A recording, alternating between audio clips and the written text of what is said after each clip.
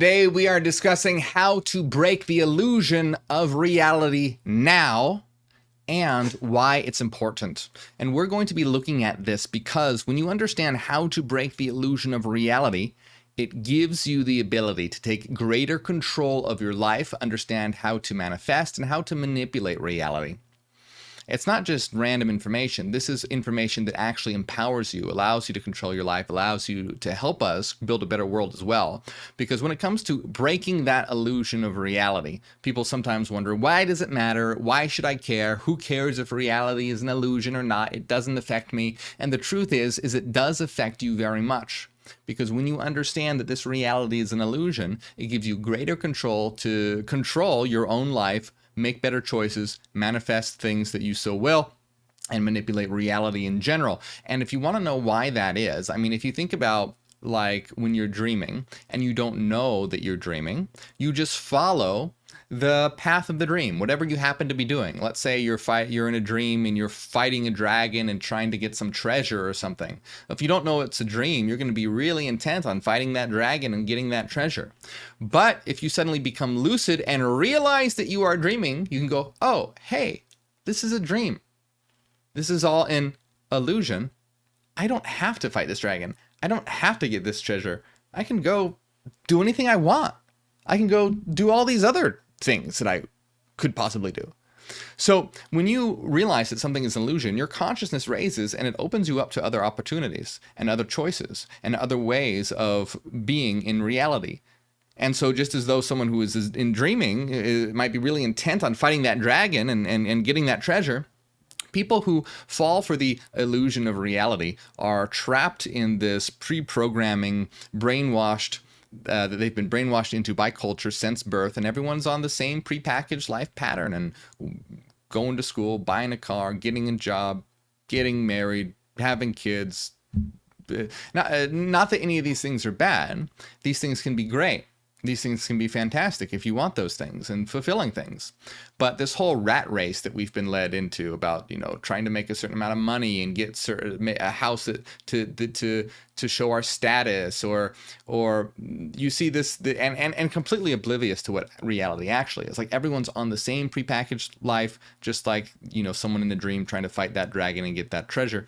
And when you understand what reality is, you can become more conscious of yourself and begin to make better choices, understand how to manipulate reality and how to manifest what you want. Now, again, I just want to emphasize just one last time, getting married, having kids, all that stuff, there's nothing wrong with that. That can be incredibly fulfilling and fantastic. I'm just using as an example of a kind of a routine that so many people have fallen into, this sort of prepackaged life where everyone kind of follows the same pattern, never questioning it.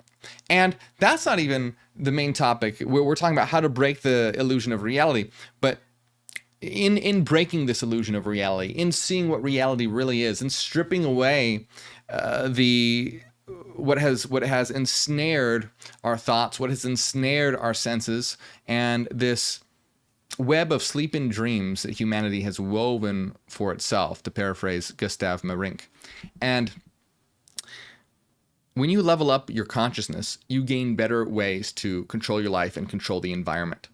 And what I mean by this, a really good example to understand this, is look at the difference between, say, an animal and a human being. And there's a difference between consciousness between an animal and a human being. An animal has a certain level of consciousness, and a human being has a higher level of consciousness. A human being can engage in metacognition and concept networking. A human being can engage in reflecting on deep memories, pulling them up at will, projecting themselves into future, intense planning. And you look at animals and what they're capable of, and animals are great. I love animals. Animals are fantastic. I'm transitional vegan. And so being a vegan, I'm ethical vegan, so I care very much about animals. I love animals. But obviously, a human has more abilities than an animal does. And it has a higher consciousness. An animal can't create cities and states and governments and computers. Obviously, an animal can't do this. But what can a human do? A human can do this. So if you look at the difference between an animal and a human, what is the difference between an animal and a human, besides, the avatar shape, is the consciousness, the level of consciousness. And what do humans do? Humans have a greater capacity for taking control of their lives, manifesting their will, and controlling their environment, manipulating reality. Really think about that, because this is something that's taken for granted. This is key. This is critical. This is important to understanding how to break that illusion of reality. This is key. And people kind of take this for granted, but really think about the difference between an animal and a human being and what they are capable of in terms of their life, manifesting their will, and manipulating reality. Human beings have utterly transformed the environment. For better or worse, that's up to you to decide, but they have. They have utterly transformed their environment. And how have they done so? According to their will. They have willfully manifested what they had first in mind as an idea and molded reality according to it. Really think about that. Don't take that for granted. This is key for understanding how to break the illusion of reality. Don't get trapped into taking things for granted and thinking them as mundane. Look at that difference between an animal and a human and see how a human has utterly transformed its environment according to its will, according to what it has willed and manifested, and how it has taken control of its life. Now, if you think about what we want to do now is we want to go higher than ordinary human consciousness, beyond ordinary human consciousness, and break the illusion of reality. And in so, breaking that illusion of reality, gaining an even higher consciousness. And when one gains an even higher consciousness, so one gains a greater ability, a much greater ability than the average human, to be able to take control of their lives, to manipulate their environment, to manifest their will, and to have more fulfilling lives, more truthful lives, more complex experiences. So this is key. Leveling up consciousness by breaking the illusion of reality to be able to manifest your will and understand how to manipulate reality, manipulate the environment. And ultimately, as a group, what we want to do is manipulate the environment into manifesting our will to create a better world, to transform reality, transform humanity, transform our lives, transform the universe at large. So really what this is about in breaking this illusion of reality, you need to see beyond human limitations. A good example is always looking at the difference between an animal and a human, because from the human perspective, you're able to see that difference in consciousness between an animal and a human. You're able to perceive it. So it's a good example because you can comprehend that difference between an animal and a human. And what we want to now, so just as a human went beyond an animal in terms of consciousness, we want to go beyond ordinary human awareness. When we go beyond ordinary human awareness, this is what will break the reality of the illusion of reality and allow us that greater control. So, an ability to manifest. And we're going to look at something real quick. But before we do, I just want to emphasize to always keep this in mind that in order to break that illusion of reality, we have to go beyond ordinary human awareness. That's what we have to do. Just like humanity went beyond animal, we have to go beyond ordinary human awareness. That is how we're going to break the illusion of reality. Now, to illustrate what I'm talking about, because it's good to have examples, I'm going to be reading some excerpts from this article on medium.com by an individual named Vivek Mohan. And if you enjoyed this excerpt, go over to medium.com and support Vivek. You can follow him there. But we're going to use some excerpts to really understand how to break this illusion of reality by going beyond ordinary human awareness, and that's key. My favorite philosopher, Hegel, said to understand your limitations is to already be beyond them. If you understand your limitations, you are already beyond them. Because why? Because you know that there's something more. If you aren't aware of your limitations, you aren't aware that there's anything more. But if you are aware of your limitations, you are already beyond them, in that you are aware that there's something more. So you can think of sort of it like a fence. If you go up to that fence, you can sort of peek over it and realize, oh wow, there's more out there. Whereas if someone isn't aware of their limitations, they don't even know there's a fence, so they have nothing to sort of peer over.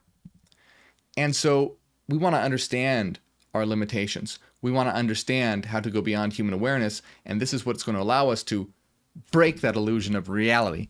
And so this article says, if the world is an illusion, why can't I see it? And this is important, good examples here. And you're going to get this a lot. So the article starts, Vivek starts by saying, it seems like every day there is a new age guy sharing some mumbo jumbo. Things are not what they seem. All that we see around us is not real. Everything is an illusion. That's what my channel is about. So let's continue and see what's saying here. If everything is illusion, why don't I see it?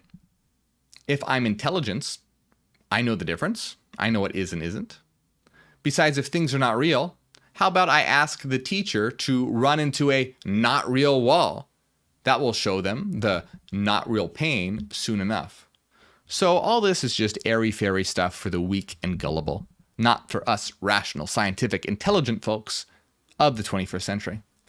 So you can see that this is the position of a lot of people. And this position right here is really excellent for displaying and showcasing the ordinary human consciousness. We want to, remember, go beyond that. This is the limitation. This is one of the limitations that we have to break and we have to be beyond. And you see this idea of, well, if everything is an illusion, I'm an intelligent person. Why don't I realize that? If things aren't real, how about I ask someone to just go run through that wall over there? They'll smack right into it and realize it's very real and painful. It's kind of what the point is of this excerpt here. And this is very similar to a story about the philosopher Bishop Berkeley, who was an idealist philosopher. So Bishop Berkeley was an idealist philosopher. Idealist means that everything is mind. This is the opposite of materialism. Materialism says everything is matter. So you could see that a person who has this position that we're talking about, this limited position, would normally be a materialist. Everything's matter. What do you mean everything's illusion? You go run into that wall if you don't think it's real. So the opposite of materialism is idealism. And idealism, you can see how materialism has that word matter right in there, materialism. Idealism has the word idea right in there because idea relates to the mind, and idealism is the idea that all is mind, everything is mind, and ultimately matter is an illusion generated by mind. So the philosopher Bishop Berkeley believed in his philosophy that everything was experienced, everything we experienced was an idea in the mind of God. Essentially, he believed that we were all within the dream of God, that we were all in the mind of God, that everything was mind and we were those that partook in this divine dream. And, someone, it's said, kicked a rock on the ground and said, I refute Berkeley thus. Bishop Berkeley, I refute Berkeley thus. And he kicked a rock, basically going, Berkeley says everything is not real. Okay. And kicks a rock, shows, haha, I have proved Berkeley wrong. Or things are obviously very real. Well, you can see this position is very, very small-minded and shows the limitation of ordinary human awareness. Of course, if you were in a dream, you would be able to kick a dream rock and the dream rock would seem very solid. Now, am I saying that we all exist in the dream of the mind of God? Well, yes and no, not as Bishop Berkeley envisioned it. We really are all God. There's no God outside of us. We are God that is experiencing itself through itself. God as a self-transforming system of frequency, exploring its various transformations. If we understand it to be mathematical via frequency, a system of living frequency described mathematically that is exploring its various transformations. So in other words, we are God experiencing itself through itself. This is very similar to what the philosopher Hegel thought about reality. But we're not even getting there yet. This is just sort of, this is beyond what we're really talking about. But you can see the idea of telling someone to go run into a wall is not refuting the idea that reality is an illusion. And it's important to understand, what do we mean by reality is an illusion? Well, reality is real. Of course it is. But it's not real in the way that people imagine real to be. Most people define real as being a material thing that exists independently of the mind. So, for example, this cup would be a material thing that materialists think is real by the definition in that it exists independently of the mind. Meaning materialists believe that if there were no minds in existence, no minds at all, this cup would still exist. It has its own independent existence materially, and it does not rely on mind for its existence. Well, this is not how reality actually is. How reality actually is that it is a mental manifestation of the mental collective. And because it is a mental manifestation of the collective, if all minds disappeared, so too all material objects would disappear. Just like if a dreamer, the person having the dream, vanished, so too the dream would vanish, because the dream depends on the dreamer. So things are not real, and things are an illusion in the sense that they're not material, in the sense that they depend on the mind for its existence. Depending on the mind for its existence means that reality is inherently frequency, not matter, but frequency. Frequency as understood as thought. Frequency is thought. So everything is an amalgamation of thought. Again, this is very similar to Hegelian ideas. And so that's one thing to realize, is that kicking a rock, having someone run through the wall, does not refute the idea that reality is mental and an illusion. So this person here says all this stuff, right? About, oh yeah, okay, whatever, that's airy-fairy stuff for the weak-minded and gullible, blah, blah, blah. And Vivek says, that skeptic was me 10 years ago. Religion and spirituality were far from my mind. I was a globally oriented, educated guy, successful, able to get things done. And then I found non-dual teachings. These teachings messed big time with my mind and everything I held to be true. And after tearing me apart, they slowly rebuilt me as a different person. Now that's an important element here. You see, after tearing me apart, they slowly rebuilt me as a different person. Here you have someone who's stepping into a new consciousness and having a new beginning without realizing. I mean, this person seems like an intelligent individual. I don't know much about him, but just from this article. So I'm sure that he does understand what's going on. But you can see how that what this person is describing here is going beyond ordinary human awareness. Slowly rebuilt me as a different person. And this is what I'm talking about. To break that illusion of reality, what you're doing is stepping into a new form of consciousness. And then this new form of consciousness, once you learn how to step into it, is going to allow you to take greater control of your life, manifest your will, and ultimately be able to cooperate and coordinate with others to transform the world as a collective. So, Vivek continues explaining non-duality, Advaita, one without the second. Says the teaching is simple, that the vast, infinite, diverse universe with galaxies and viruses, the macro and the micro, is underpinned by one reality.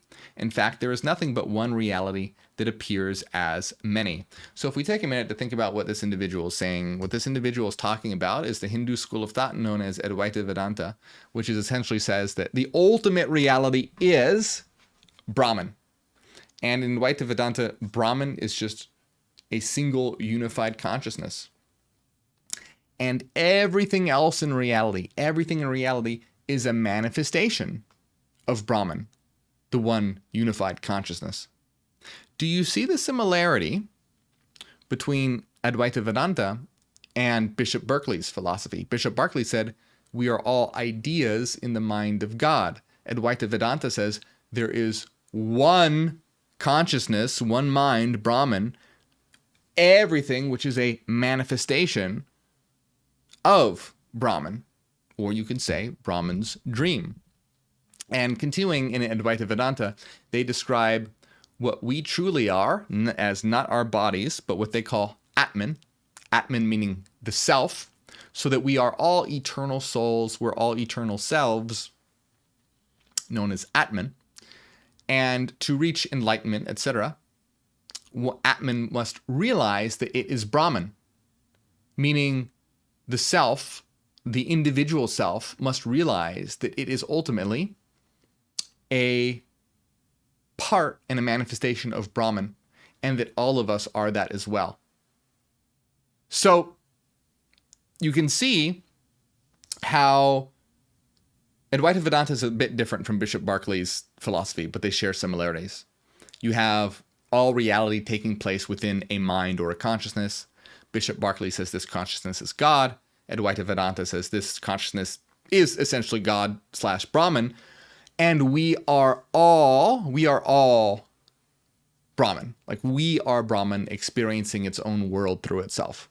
This is very similar to Hegelian philosophy, where the absolute idea is experiencing itself as othered through nature and developing as a collective through spirit or consciousness until it reaches its ultimate form, which is absolute spirit, total consciousness. And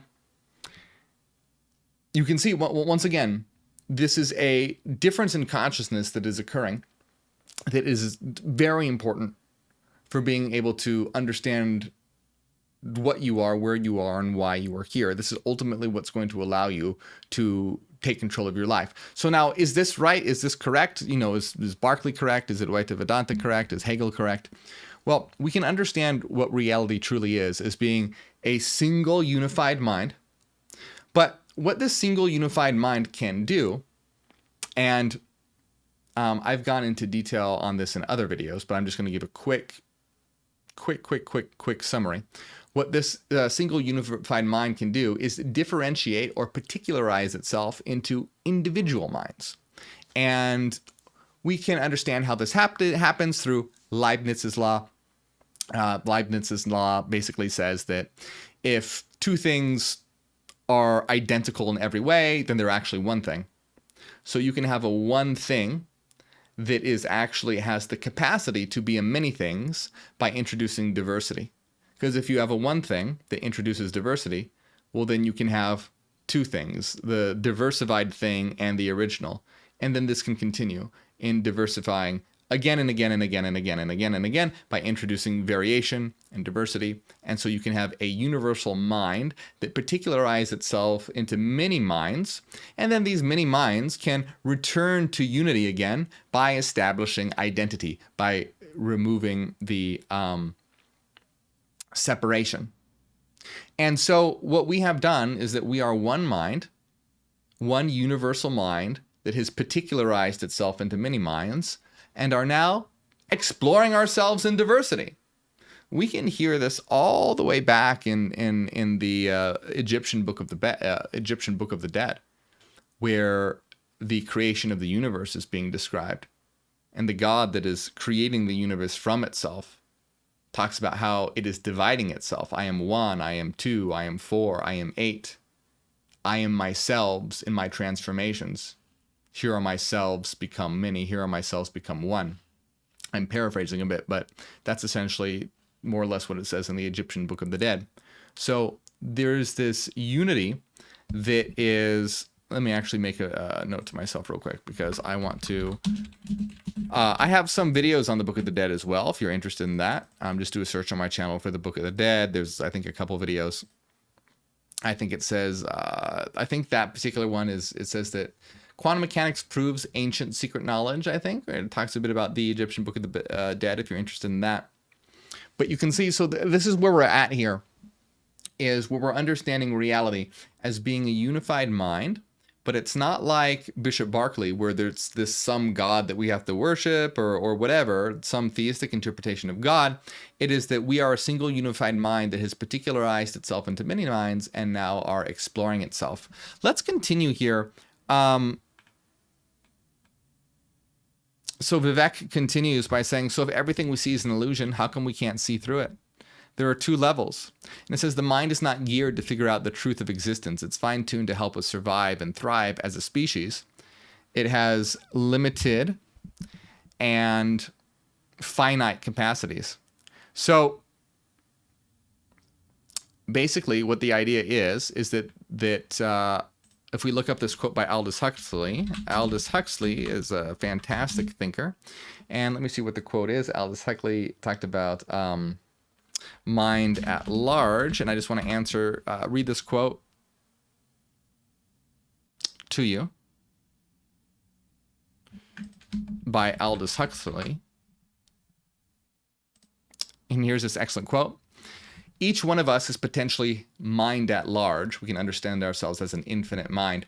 And remember, when we're talking about mind here, we're not talking about, see, there's this idea that science has promulgated that the mind is dependent on the brain. But remember, reality is not material. The mind is not dependent on the brain. In fact, there are many, a handful of people in neuroscience, neurosurgeons who are beginning to abandon the idea that reality is material, particularly Michael Egnor and others, because they realize in their work with the brain, and particularly split brain experiments, that the brain cannot account for the mind, that there are things that the mind can do the brain cannot explain. And not that we just don't have sophisticated enough knowledge of the brain to understand how yet, it cannot do it. And we can understand how it's logically impossible for the brain to generate the mind. It's logically incoherent. There's no way it can be done. This is known as the hard problem of consciousness. So when we talk about mind, it's not mind as something that depends on the brain, but you can think of it like the soul. So when you talk of the mind, think of it like the soul. In philosophy, before materialist science came along, soul and mind were used interchangeably. The word Geist that Hegel uses, the word Geist means spirit, soul, mind. These different words are all the same. So the question was, how come we don't understand that this reality is an illusion? And it says the mind is not geared to figure out the truth of existence. It's fine-tuned to help us survive and thrive as a species. It has limited and finite capacities, meaning that our bodies are not designed to show us the truth. Our bodies are designed to allow us to survive. And I think that there's another quote out there saying that our brains are not configured to make us happy. Our brains are configured for survival. That's why we're not, just happy all the time. Our brains are configured with the release of dopamine and how serotonin works and all that, and reward systems. We're not geared to just be happy all the time. We're geared for survival. So different mechanisms will occur to make us seek out different things based on our survival and propagation of the species, etc. So just like the brain isn't geared for happiness, so too it's not geared for truth. It's geared for survival. And if you have a lion running at you, ready to eat you, you're going to evolve the capacity to recognize that threat, defend against that threat, move away from that threat, not understand that, reality is actually frequency and not material, and because that you'd get eaten by the lion as you were pondering the beauty of the wave structure of the lion wave function as it chewed through your neck. So you would die. And so the brain and body and senses are not configured for truth. They're configured for survival. And Aldous Huxley points this out in The Doors of Perception, which is an excellent book, by the way. Says each one of us is potentially mind at large, but insofar as we are animals, our business is at all costs to survive. So ultimately, we are this infinite mind. We are soul, but insofar as that we are animals, our business is at all costs to survive. So to make biological survival possible, mind at large has to be funneled through the reducing valve of the brain and nervous system. So this is brain filter theory. I subscribe to brain filter theory. Brain filter theory says that the brain does not generate the mind, rather the brain filters and conditions the mind.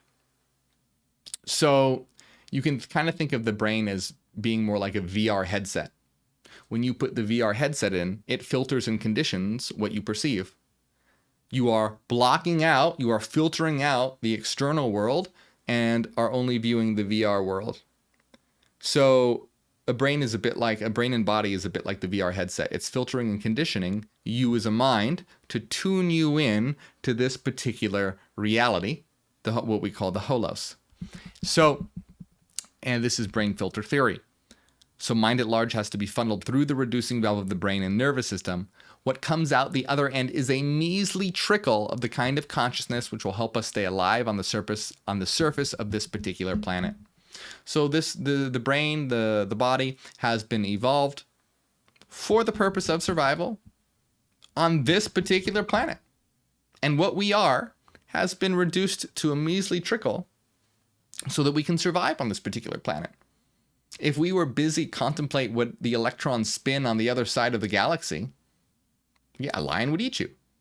You can't be busy concentrating on various electron spin and position of black holes and what. No, you're going to be eaten and killed. You have to be focused, localized on what's around you. This avatar is what allows you to experience a localized reality. It limits you. That's what this does, is it limits and filters you.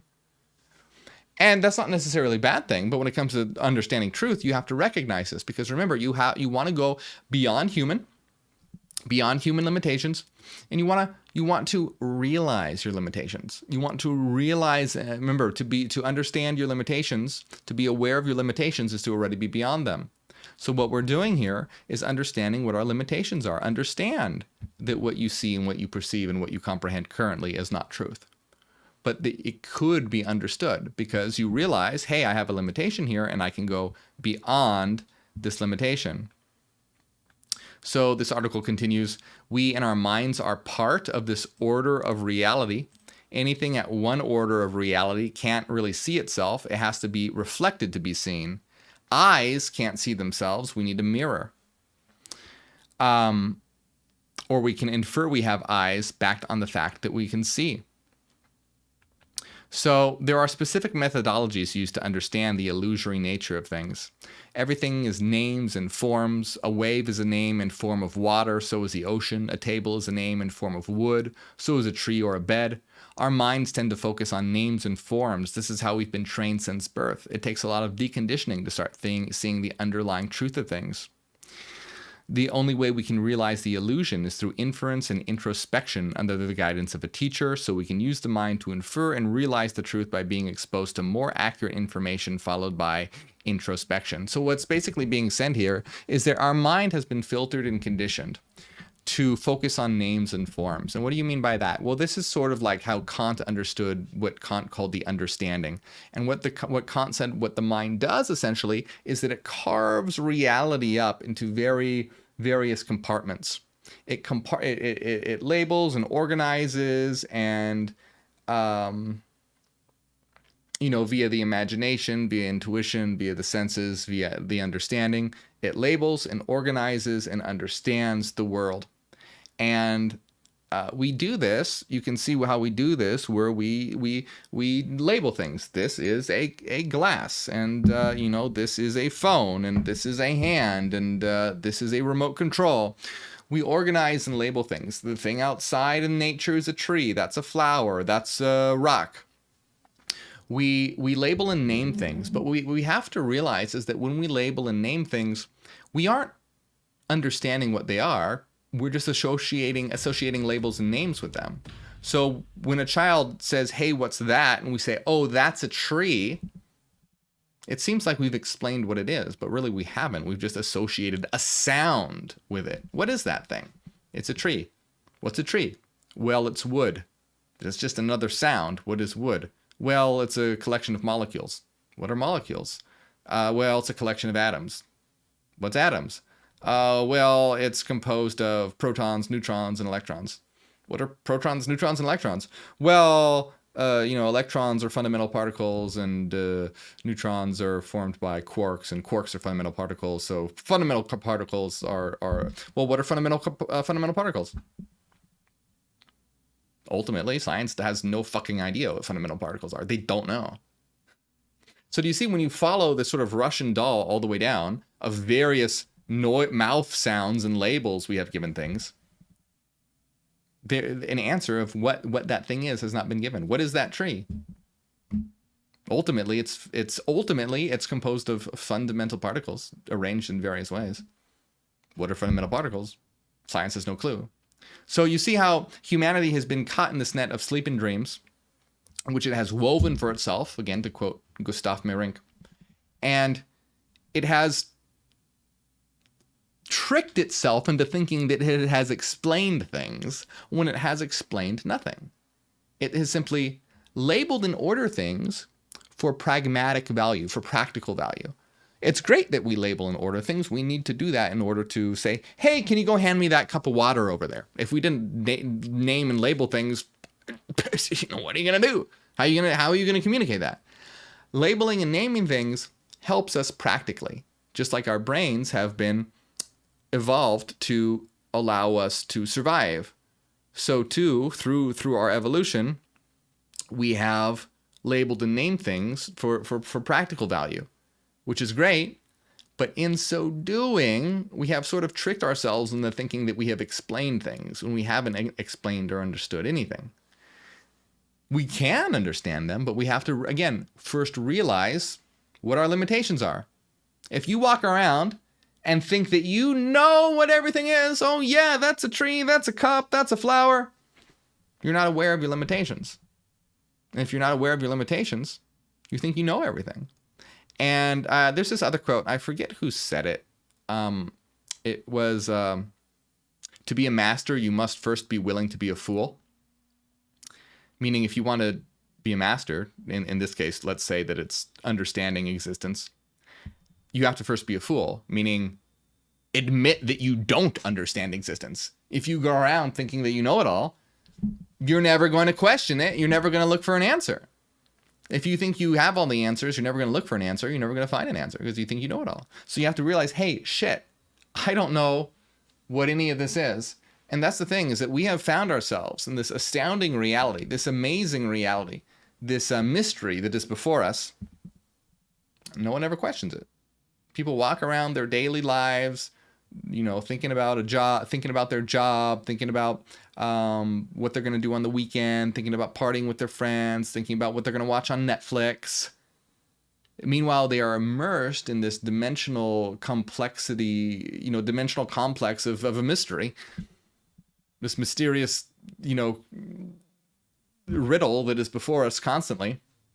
And yet no one thinks twice about it. Just go about their day. So this is about how one starts to break the illusion by realizing these things, realizing the limitations. You see, if you've never thought about this stuff before and it's starting to click, you're going to realize that the illusion is starting to break. There's little cracks forming as you look around and go, oh, fuck. Right.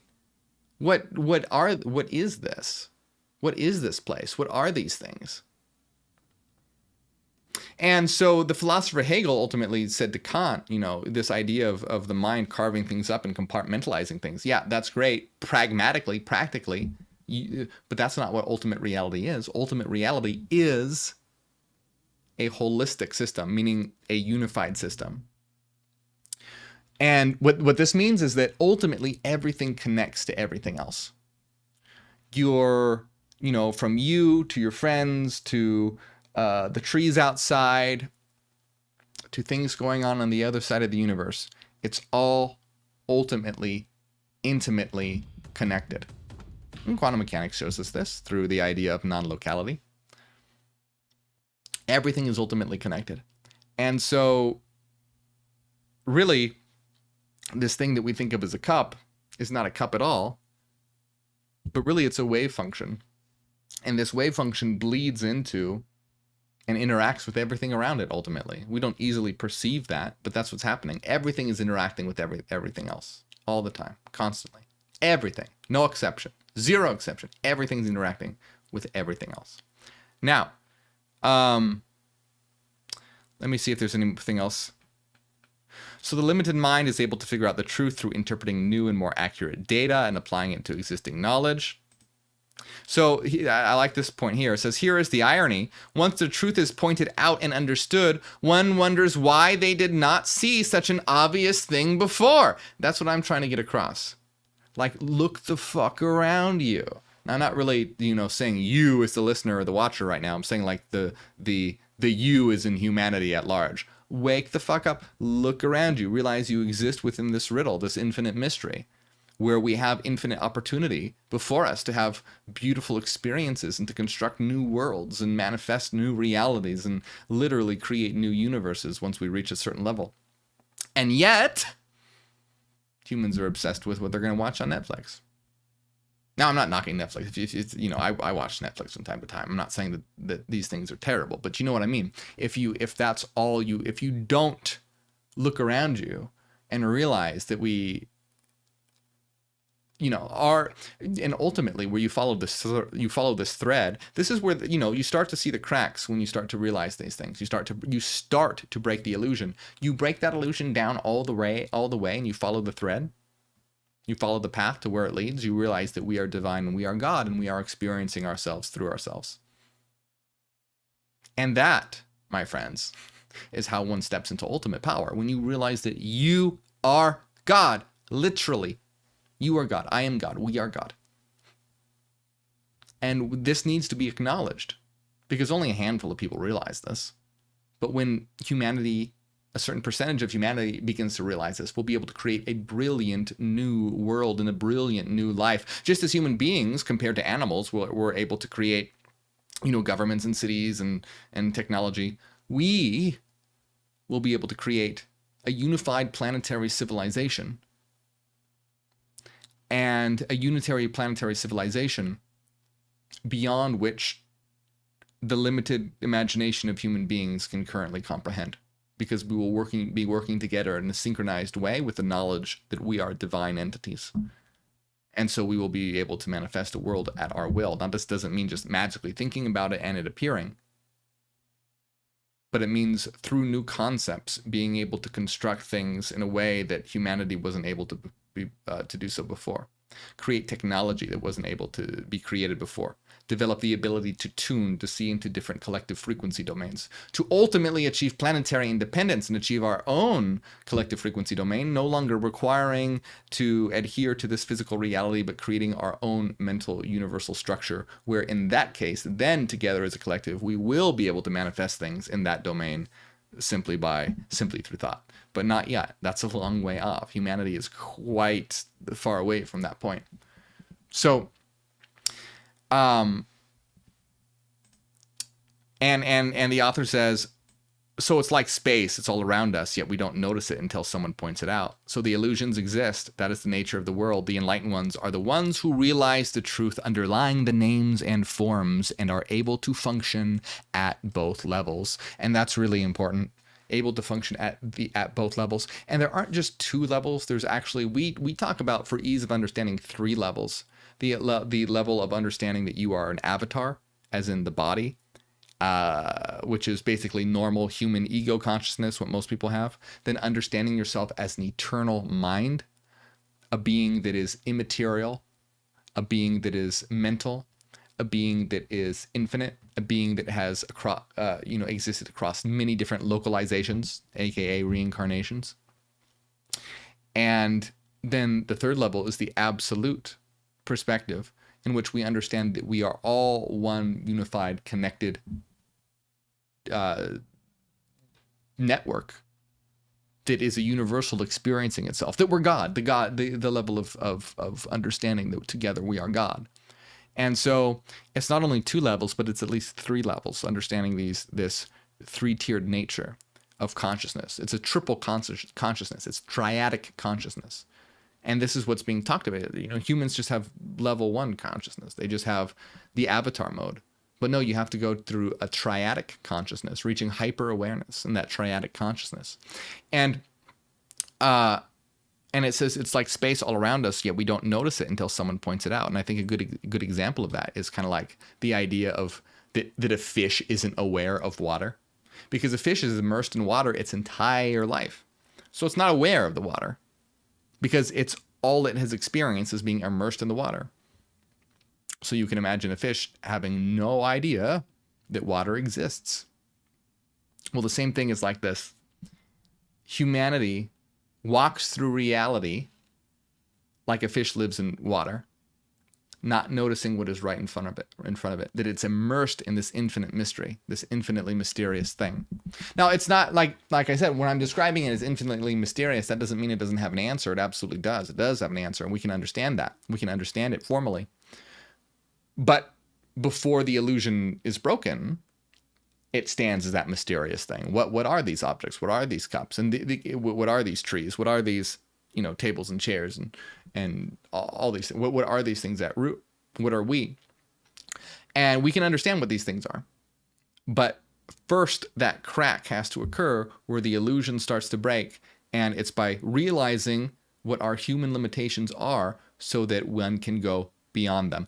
Then once one goes beyond them, this opens up the ability to be able to control your life, manifest your will, and ultimately help us as well construct and manifest a brilliant new world and understand how to manipulate reality. Just like I said, you can understand this through seeing the great difference in what humans are able to do in reality versus what animals are able to do in reality. With this new level of consciousness, what we are able to do is akin to that level of difference. And when you really understand what's going on, guess what? Just like when you become lucid in a dream and you realize, oh shit, things aren't what I thought they were. They're completely different. I don't have to be doing X, Y, and Z. These things that I thought were so important, they don't matter. And it's like stepping into a new world because everything becomes different. Everything changes. You realize that what you are immersed in, you realize what you are taking part in, you realize that you are responsible for all this. And you don't have to take part in the narrative that you've been thrust into. And you can take firm control of your own life. You can take firm control of your own destiny. And you will begin to understand how, once those cracks start to form in the illusion, and that illusion begins to fall and break away. The important thing here, though, and this is very important, to truly reach a next level of consciousness, to truly break these illusions, you have to understand this for yourself. You can't just believe it because I tell it to you, or some guru tells you to, and you just go, oh, wow, I'm going to believe that. You have to understand for yourself why it's true. You have to do the work yourself by thinking about it, understanding it, and coming to these conclusions and doing the work in your own mind. Because if you just believe it because someone says it, you're actually not really truly leveling up in your consciousness. You're just having a faith. And from a faith can be born disastrous religions. Look at all the horrible and terrible religions that were born from people just believing what someone said and not doing the work themselves. You can think of like Jesus Christ and Christianity. Jesus really said pretty great things. But the followers, what did they just blindly believed and created horrible, grotesque religions. And now everyone, started killing people in Christ's name and all this. It's horrible.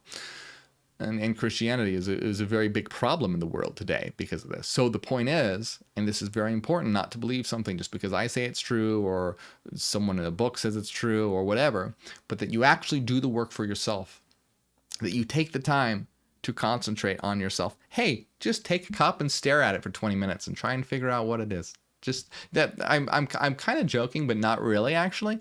But like that's what I'm saying is really take some time to question, look, understand, let these things go through your mind and apply your knowledge and understanding to it. Find your limitations. Try and find ways to overcome your limitations, because that's what needs to happen. To break the illusion of reality, you have to be aware of your limitations, understand your limitations, and ultimately go beyond those limitations. And these were some examples of some limitations of humanity. The senses, what humanity has done in terms of naming things because it gives them a false sense of having understood things. These are all limitations that must be acknowledged to be able to understand, go beyond ordinary consciousness, and take control of your life, understand how reality works so you can gain the ability to manipulate reality and manifest your will. So Hey, if you enjoy my channel, please hit like and subscribe. It helps out a lot. And if you ever feel like you've learned something or gotten something from my work, consider supporting on Patreon. It helps out so much. You get access to secret videos, weekly secret live streams, our hidden Discord server, The Citadel, and we talk about a lot of great stuff in the secret videos and whatnot. So it helps out a lot. Please do. You can also help out by hitting the join button right below this YouTube video. And I want to give a big shout out to everyone who supports, especially Philanthropist, Zach, Renaissance Fairy, Cassidy, Michael, Angela, Maria, Top of the World, Ethan, Joel, It's Fashida, and everyone else. The link is right here, or for YouTube right below this video.